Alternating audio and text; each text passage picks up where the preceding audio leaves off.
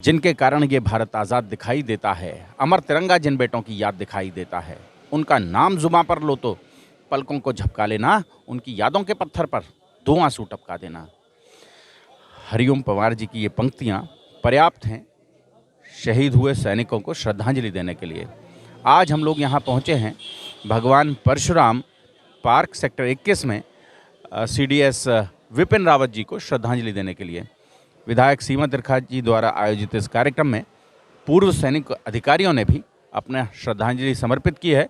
लेकिन एक बड़ा सवाल फिलहाल देश के समक्ष, इतना सुरक्षित हेलीकॉप्टर, इतनी तामझाम सुरक्षा के इसके बावजूद इस तरह का हादसा कहीं ना कहीं बहुत सारे सवाल पैदा करता है।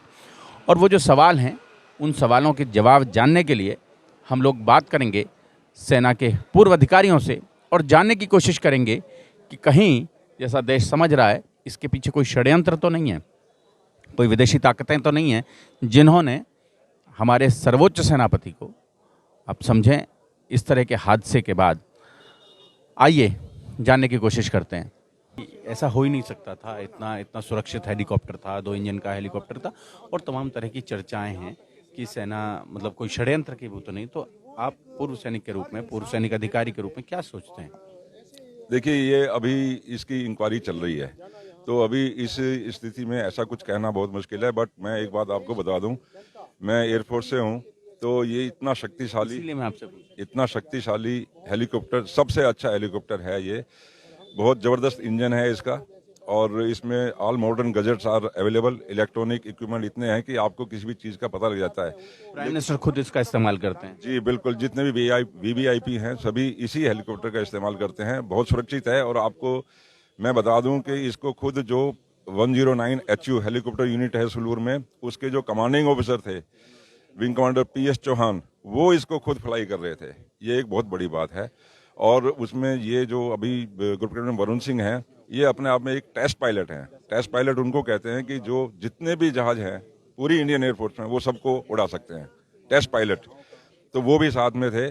और विंग कमांडर चौहान जो कि कमांडिंग ऑफिसर भी थे और जो उड़ा रहे थे इस हेलीकॉप्टर को, उनका सैकड़ों घंटों का इसका एक्सपीरियंस था। और ये पहली बार नहीं है कि वो सुलूर से वेलिंगटन जा रहे थे।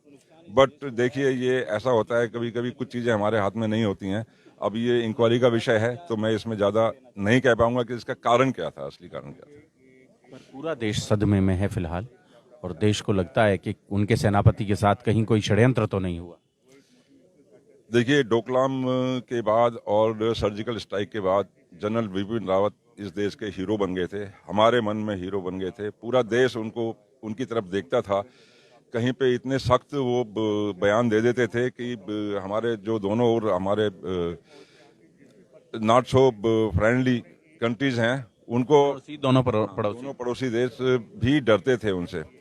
तो इसीलिए पूरे देश में गम का माहौल है कि वो पूरे जन जन के प्रिय थे और पूरे जनमानस में उनका इतना बड़ा प्रभाव था। बहुत बहुत धन्यवाद। 2 मिनट आपसे बात करें, 2 मिनट के लिए। क्या शुभ नाम आपका? मैं कमांडर वीरेश मुनि त्यागी। जनरल विपिन रावत के कार्य को देखते हुए यदि देखा जाए तो उन्होंने जिस तरह से सेना का एकीकरण किया है, मॉडर्नाइजेशन किया है, एक बहुत ही महत्वपूर्ण अवस्था थी। और हमारी तीनों सेनाएं बहुत ही अच्छे ढंग से कोऑर्डिनेशन के साथ में चल रही थी। जहाँ तक उनके कारनामे से दूसरे देशों को जो एक तरह का फियर था, वो भी एक बहुत बड़ा फैक्टर है जनरल साहब के कार्यालय में। मैं कर्नल गोपाल सिंह, जिस प्रकार से 8 दिसंबर को हादसा हुआ है, उस हादसे में हमारे शहीद हुए विपिन रावत जी, जो एक बहुत ही कर्मठ और बहुत ही ईमानदार और बहुत ही पढ़े लिखे इंसान, जिन्होंने हमें मार्गदर्शन किया। बहुत सुरक्षित हेलीकॉप्टर था, पूरे देश के जो VVIP हैं वो उसे इस्तेमाल करते थे। उस हेलीकॉप्टर का इस तरह से हादसे में क्रैश हो जाना, ये लोगों को अभी पच नहीं रहा है। तो आपको क्या लगता है, इसमें कोई षड्यंत्र, कोई इस तरह का? देखिए, एक्सीडेंट तो एक्सीडेंट होता है। यदि हम एक कदम आगे लेते हैं, कल अगले दूसरे कदम का पता नहीं। तो उसी तरीके मशीनरी है, मशीनरी में कुछ भी हो सकता है। किस तरीके से हुआ ये तो इंक्वायरी बताएगी। लेकिन आप ये समझ लीजिए, षड्यंत्र की बात जो भी कर रहे हैं वो बिल्कुल गलत है। अभी इसके ऊपर court of inquiry already order की जा चुकी है। ऐसे वीआईपी को ले जाने वाला जो कमांडिंग ऑफिसर खुद हो उसके अंदर, क्या वो चाहेगा कि मैं अपने लेकिन लोगों का पूरा देश बहुत प्यार करता था, विपिन रावत जी से बहुत प्यार करता था। उनके कार्यकाल में लोगों को महसूस होता था कि हमारी सीमाएं जो हैं वो सुरक्षित हैं, पूर्ण रूप से सुरक्षित हैं ऐसे समय में। और जब सेनाएं अपने आप को मतलब बहुत सुरक्षित करने की ओर बढ़ रही थी भारत को, उस समय में विपिन रावत जी का जाना, इस तरह से जाना, लोगों में एक सवाल पैदा करता है। देखिए, सवाल तो पैदा करता है, लेकिन एक बात बिल्कुल साफ मैं कहना चाहता हूँ कि कोई भी पायलट या कोई भी वीआईपी को ले जाने वाला, वीआईपी को छोड़िए, आप नॉर्मल पायलट भी जब हवाई जहाज को लेके जाता है, वो ये सोचेगा कि मेरे जाने वाले पीछे जो है उनको शहीद किया जाए या वो खुद जाए? नहीं। एयरक्राफ्ट का पूरा मेंटेनेंस, चेकअप सारा सर्टिफाई होने के बाद ही एयरक्राफ्ट उड़ता है, नहीं तो नहीं। तो ऑल्टरनेट एयरक्राफ्ट है वो जाता है। और उसके अलावा आप समझिए कमांडिंग ऑफिसर उस सलूर एयर स्टेशन के, वो खुद उनको पायलट करके जाता है। वीवीआईपी को उड़ाने वाले सारे जितने भी पायलट टॉप क्लास पायलट होते हैं। तो ये षड्यंत्र वाली बात तो मैं बिल्कुल ही कतई नहीं मानता। और उसके ऊपर भी यदि कोई ऐसी बात है मान ली निकल के आती है, तो वो कोर्ट ऑफ इंक्वायरी के अंदर साफ जाहिर हो जाएगा। इसलिए मैं शत नमन करता हूँ पूरे देशवासियों की तरफ से, पूर्व सैनिकों की तरफ से। मेरा नाम है विंग कमांडर हरीचंद मान। आज हम यहाँ पर अपने सीडीएस जनरल बिपिन रावत जी को श्रद्धांजलि देने के लिए एकत्रित हुए हैं। 8 तारीख को जो ये दुखद घटना हुई है, इससे पूरा देश बहुत ही गमगीन है, बहुत ही गम में चला गया है। और एक ऐसे जननायक थे, वो पूरे देश के जनरल थे, वो कि सेनाओं के जनरल नहीं थे, पूरे देश के जनरल थे। वो इस तरह का अपना वो छवि छोड़ करके गए हैं जिसको भर पाना बहुत ही मुश्किल है।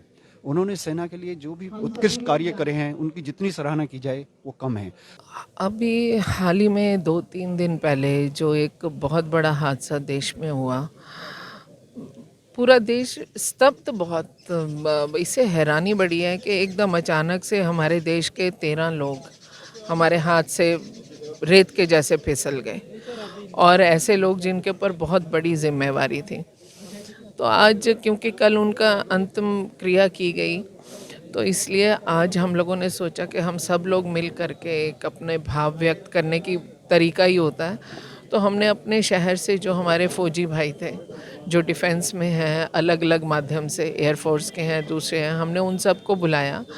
और बुलाने का हमारा मकसद ये भी था कि हम लोगों को भी थोड़ी और मजबूती आए। हम लोग ऐसे जब हादसे होते हैं, हम लोग परेशान तो होते हैं, पर इनको देखने से हमारा भी हौसला बुलंद होता है कि ये कैसे अपने परिवारों से निकल करके देश को बचाने के लिए सरहद पर हर गोली का निशाना बनने के लिए भी तैयार रहते हैं। और हम लोग जो हैं इन्हीं के उसमें महफूज ज़िंदगी अपनी काट रहे हैं। तो आज हमने इनको बुलाने का मकसद ही हमारा यही था कि अगर इन 13 में से ये किसी के साथ भी रहे हैं, कुछ समय भी रहे हैं, या कोई इनकी वो है बातचीत हुई, तो ये उसको हमारे साथ साझा करें। और पुष्प अर्पित करके हम सब ने अपनी श्रद्धा सुमन अर्पित किए। देश का हर नागरिक इनका ऋणी है, और इस ज़िंदगी का एहसान कर्ज कोई उतार नहीं सकता इन लोगों के लिए। हम सब लोग मिल कर के सामूहिक रूप से आज इनके प्रति श्रद्धा सुमन अर्पित कर रहे हैं। परमात्मा के, मैं तो कहती हूँ, विशेष चुने हुए लोग होते हैं ये। पीछे जो इनके परिवार में बच्चे, हमारी वीरांगनाएं जो हैं, वीर माताएं हैं, बेटियां हैं, परमात्मा बहुत हौसला दे इनको, बहुत अपना वरद हस्त दे, ऐसी भावना के साथ।